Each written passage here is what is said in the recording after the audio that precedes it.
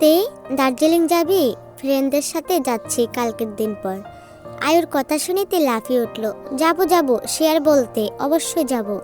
তের কণ্ঠে যেন খুশির ঢেউ। আয়ু উঠে বসে বলল, আচ্ছা যাবি, কাল আমার ফ্রেন্ডদের বলে দেব আমার সাথে আমার বোনও যাচ্ছে। তে চিন্তিত মুখ করে বলল, রাজি হবে ওরা? মাইন্ড করবে না? আরে না না, ওরা আমার গুড ফ্রেন্ড। একজন তার গার্লফ্রেন্ডকে নিয়ে যাচ্ছে, আরেকজন সিঙ্গেল, আমার ক্রাশ। তে ঠোঁট কামড়ে চোখ শুরু করে আয়ুর দিকে তাকায়, তারপর বলে, ক্রাশ মানে?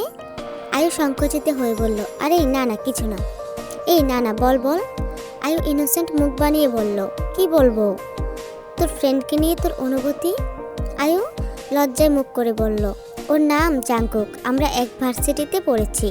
8 মাস আগে দেখা হয় রাস্তায়, তখন আবারও ফ্রেন্ডশিপ হয়। ওরে ভালো লাগতো অনেক আগে থেকে, কিন্তু এখন মনে হচ্ছে ভালোবাসি। তে দুহাত মাথায় রেখে খুশিতে গম গম করে উঠে বলল, ও মাই গড, সিরিয়াসলি?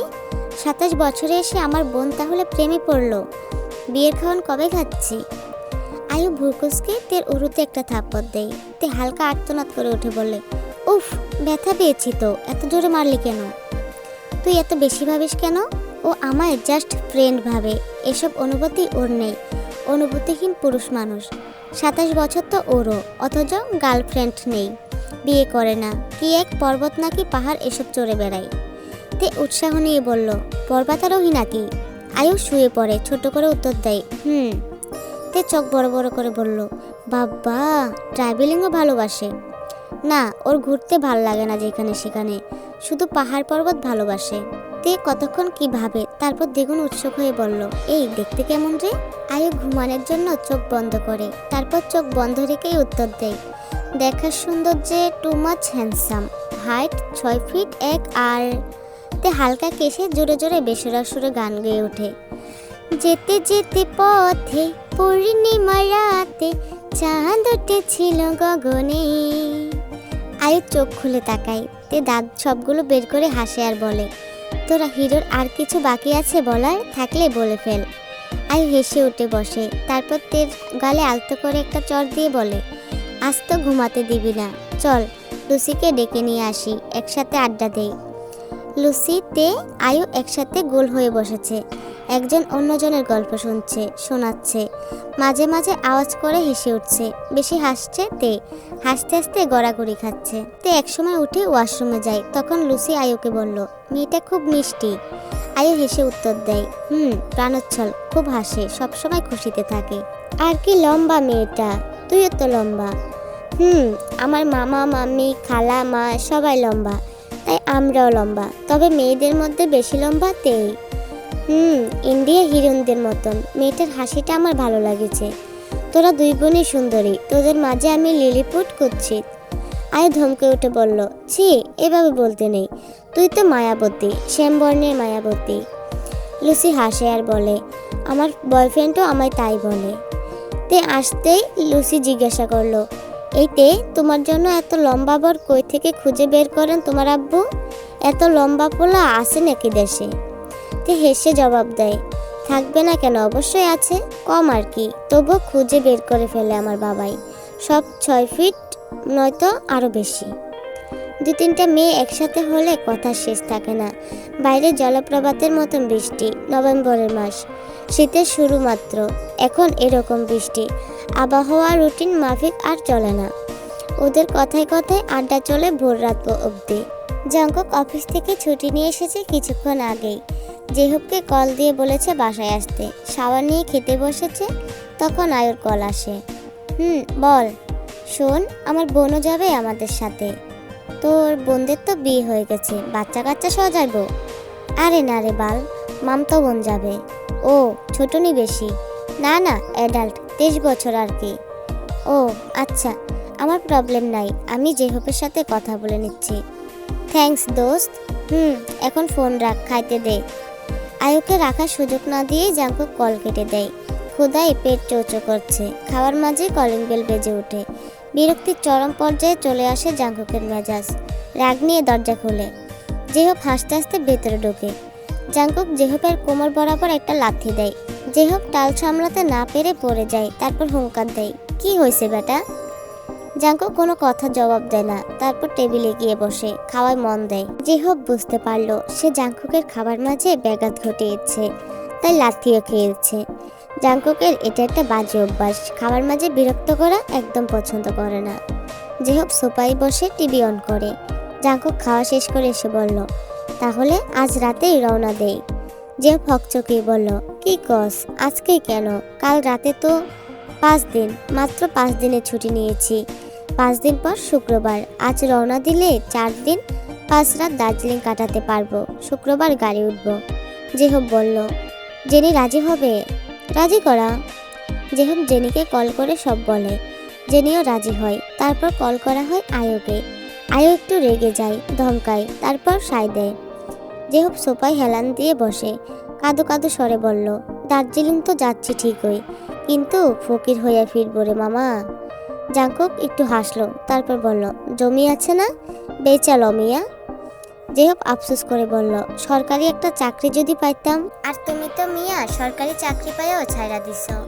জাঙ্কুক চ্যানেল পাল্টাতে পাল্টাতে বলল, সরকারি চাকরিতে ছুটি পাওয়া যায় না, ছুটি দেয় না, পর্বত থেকে আলাদা থাকতে হয়। এর চেয়ে প্রাইভেট কোম্পানি ভালো, ছুটিও দেয়, বেতনের তো সমস্যা নাই, বেশিই দেয়। রাত 8:30 তখন ঠান্ডায় হিমহিম করা বাতাসে জেহব, জেনি, তে আর আয়ু মিলে জাঙ্কুকের জন্য অপেক্ষা করছে। তের গায়ে লেদারের জ্যাকেট, আয়ু আর জেনি মিলে শাল পরেছে। তারা এখন ঢাকার কল্যাণপুরে আছে। জাঙ্কুক আশেপাশে কোথাও আছে, কাকে নাকি টাকা দেবার ছিল, দিয়েই আসবে। রাত 9টায় ওরা মানিক এক্সপ্রেস বুড়িমাবাড়ির উদ্দেশ্যে যাত্রা শুরু করবে। ভাড়া জনপ্রতি 850 টাকা করে। জেহব জাঙ্কুককে কল করে।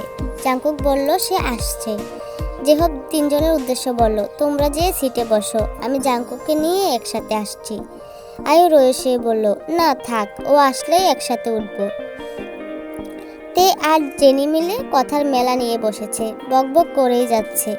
এর মধ্যেই জাঙ্কুককে দেখা যায়। জেহব হাত তুলে আওয়াজ করে জাঙ্কুককে বলল, এই যে এইখানে আমরা। জাঙ্কুক দ্রুত পায়ে হেঁটে আসে। তে তাকায়, ব্ল্যাক জ্যাকেট পরা লম্বা ছেলেটাকে বড্ড চেনা মনে হচ্ছে তার। যত এগোচ্ছে তত বেশি চেনা মনে হচ্ছে। আর মাত্র 4-5 হাত দূরে আছে জাঙ্কুক। তখন তে বিড়বিড় করে বলে, হাই হাই, এ তো মোর জামাই। তে দ্রুত ঘুরে দাঁড়ায়, হৃৎপিণ্ডের গতি বেড়েছে মারাত্মক। চোখ বন্ধ করে বিপদের সুরা বিড়বিড় করে পড়তে শুরু করে। আরবিতে পড়ার পর আবার বাংলায় উচ্চারণ করে, হে চিরজীব, হে বিশ্ব চরাচরে ধারক, আমি তোমার রহমতে আশ্রয় প্রার্থনা করছি। আবারও বিড়বিড় করে, আল্লাহ বাঁচাও, পাবলিকের সামনে মাইর খাওয়াইও না। জাঙ্কুক তেকে দেখিয়ে আয়ুকে বলল, তোর বোন? আয়ু হ্যাঁ বলল। জাঙ্কুক রসিকতা করে বলল, ভাবছিলাম তুই এত লম্বা, এখন দেখি তোর চেয়েও লম্বা আছে। তো অন্যদিকে ফিরে আসে কেন, শরম পাইতেছে নাকি? আয়ু তেকে ধরে ঘুরায়। তে এক চোখ বন্ধ করে জাঙ্কুকের দিকে তাকালো। জাঙ্কুক ভারী চমকালো। 1 বছর আগে স্মৃতির মুহূর্তেই চোখের সামনে ভেসে উঠল। তবে এটাই যে তে পুরোপুরি শিওর হতে পারছে না। সেদিন তের মুখে অনেক সাজগোজ ছিল, আজকের মেয়েটা নর্মাল। ঘোর লাগা কণ্ঠে জিজ্ঞাসা করলো জাঙ্কুক, তোমার নাম কি? তে কাঁপা কাঁপা গলায় বলল, তে কিম তে হং। বড্ড চেনা কণ্ঠ, বড্ড চেনা মানুষ, বড় চেনা নাম। এক রাতেই বুঝি কেউ এত চেনা হয়, অথচ তার অবয়বই মনে ছিল না। তাহলে এই মুহূর্তে জাঙ্কুকের কেন মনে হচ্ছে খুব চেনা? স্বামী স্ত্রী নামক পবিত্র বন্ধনে আজও জড়িয়ে আছে বলে হয়তো।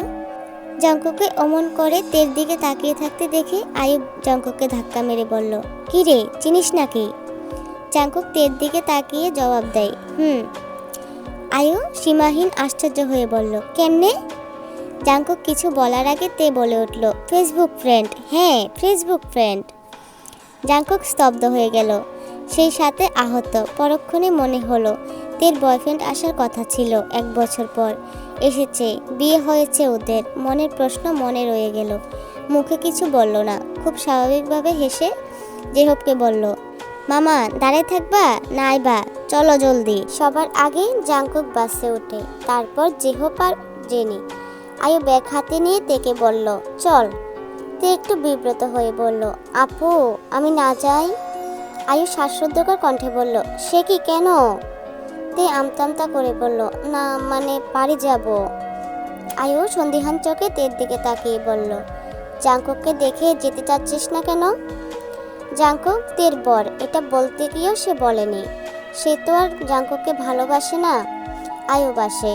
আয়ু যখন জানবে তার ছোট বোনের বর, তার ক্রাশ, তার ভালোবাসা অনেক হার্ট হবে। যে সম্পর্কের মূল্য দুজনের কারোর কাছেই নেই, সেই সম্পর্কের জন্য কাউকে কষ্ট দেওয়া ঠিক হবে না।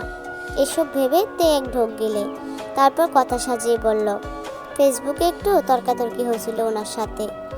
আয়ু হেসে বলল, ধুর, এসব কোনো ব্যাপার হলো? দেখিস একদিনেই বন্ধুত্ব যাবে।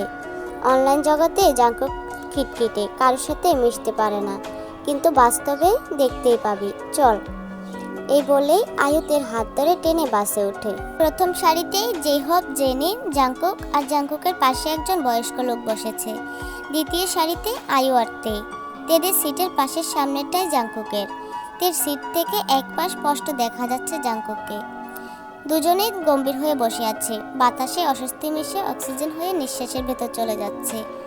তে চোখে জাংকুকের দিকে তাকায়। জাংকুক সিটে হেলান দিয়ে চোখ বুজে আছে। বাস ছাড়ে রাত ঠিক 9:05। বাসে যে যার মতো ফোন নিয়ে ব্যস্ত হয়ে যায়। অনেকে সিটে হেলান দিয়ে ঘুমাচ্ছে। শুধু দুটি মানুষ দুজনের কথা ভাবছে। প্রেমের কথা নয় বা ভালোবাসার কথাও নয়, কিভাবে দুজনের থেকে দুজনে আলাদা হওয়া যায় সেটাই ভাবছে। দুজন দুজনের উপস্থিতি নিতে পারছে না, কিভাবে পালানো যায়। পরবর্তী সময়গুলো একসাথে কেমনে কাটাবে উত্তর নেই কারো কাছে। রাত গভীর, শীতের প্রক্ষোভে অনেকে কাঁপছে। তের হাত পা মুখ ঠান্ডায় বরফ হয়ে গেছে। বাসের সব জানালা বন্ধ করে দেওয়া হয়। তে ফোন বের করে ফেসবুকে লগ ইন করে নিউজ ফিডে স্ক্রল করতে থাকে, কিন্তু মন পাশের সিটে পড়ে আছে। তাকাতে ইচ্ছে করছে একবার। তে তাকায়, দেখে জাংকুক এখনো চোখ বুজে আছে। জাংকুক অনেকক্ষণ হলো তের কথা ভাবছে। মুখটা ভালো করে দেখা হয়নি, এখন তো সবাই ঘুমাচ্ছে, একবার তাকালে কি হয়। জাংকুক পেছন ঘুরে তাকায়, তখন তেও তাকিয়েছিল। জাংকুক আর তে একসাথে কেঁপে ওঠে। দুজনেই চোখ সরিয়ে নেয়। তের হঠাৎ করে খুব গরম লাগতেছে। হাত পা মুখ কান গরম হয়ে এসেছে লজ্জায়। জাংকুক জোরে দম ফেলে নিজেকে শাসায়, জাংকুক রে, আর তাকাবি না ওই মেয়ের দিকে। আইন মোতাবেক বউ হলেই বউ বলে না। এখন তোরা দুজনেই অচেনা মানুষ। আচ্ছা, কখনো কি ওদের পরিচয় ছিল? একবার রাস্তায় দেখেছে থেকে, আরেকবার বাসর ঘরে। এইটুকুতে যদি কেউ পরিচিত হয় তাহলে ওরাও দুজনেই পরিচিত। সকাল 8টায় বুড়িমা স্থলবন্দরে পৌঁছালো ওরা। পৌঁছেই নিজেদের পাসপোর্ট জমা দেয় মানিক এক্সপ্রেসের কর্মচারীদের কাছে। তারা জনপ্রতি 250 টাকা বিনিময়ে বাংলাদেশ ইমিগ্রেশনের সব কাজ সম্পূর্ণ করে দেয়।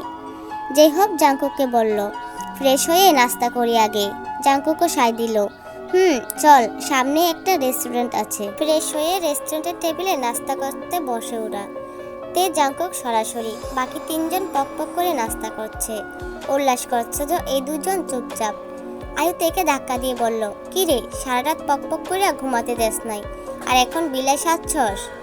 তে তরঙ্গহীন গলায় বলল, ভালো লাগছে না। এই মা, ভ্রমণপ্রিয় নারী ভ্রমণে এসে বলছে ভালো লাগছে না, এটাও মানা যায়? জাংকুক কান খাড়া করে সবটা শোনে। এমন করে চলতে থাকলে 5টা দিন চলে যাবে। দুজনে বসে আলোচনা করা উচিত, যদি অস্বস্তি আড়ষ্টতা একটু হলেও কাটে।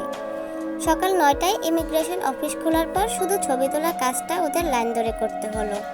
ব্যাস, বাংলাদেশ বর্ডারের কার্যক্রমের সমাপ্তি হলো। এবার হেঁটে ভারতীয় ইমিগ্রেশনে ঢুকতে হবে। ঢোকার পথে জাংকুক তের পাশ ঘেঁষে হাঁটে। ফিসফিসিয়ে বলে, হোটেলের বুকিংয়ের পর আমার সাথে দেখা করবেন। বলে সে সামনে চলে যায়। তের ভ্রু দুটি বেঁকে গেল।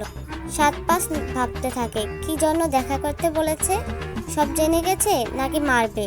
তে বিড়বিড় করে বলে, আল্লাহ, এবারের মতন ক্ষমা করে দাও, প্রমিস করছি আর জীবনেও বিয়ে থেকে পালামো না। তের মনে হলো গায়েবী জবাব এসেছে। তে, তুই এই নিয়ে কয়বার প্রমিস করেছিস? বারবার প্রমিস ভেঙে পালিয়ে গেছিস, এইবার বরের হাতে মার খা। তে আবার বিড়বিড় করে, না না, এইবার 3 প্রমিস, আমি আর পালাবো না। আয়ু পাশে তাকিয়ে দেখে তে নেই। তাকিয়ে দেখে চোখ বন্ধ করে দাঁড়িয়ে আছে।